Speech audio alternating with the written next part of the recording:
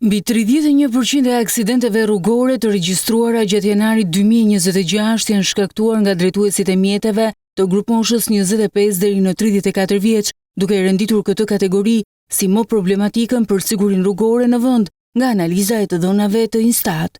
Raporti për janarin tregon se gjatë muajit të parë të vitit janë regjistruar 96 aksidente me 149 persona të aksidentuar, mes tyre të vrarë dhe të plagosur. Megjithatë, krahasuar me janarin e vitit të kaluar, evidentohet një ulje prej 23.2% dhe numrit të aksidenteve, një tregues pozitiv që sinjalizon efektin e masave parandaluese dhe kontrolleve në terren.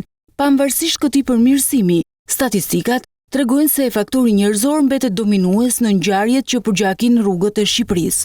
Analiza tregon se 85.4% e aksidenteve janë shkaktuar si pasojë e sjelljes së drejtuesve të mjeteve, përfshirë shpejtësinë të normave, parakalimet e gabuara dhe mos respektimin e sinjalistikës. E premtja mban peshën më të madhe të aksidenteve, me 21.9% të totalit, çka lidhet shpesh me rritjen e qarkullimit në fundjavë.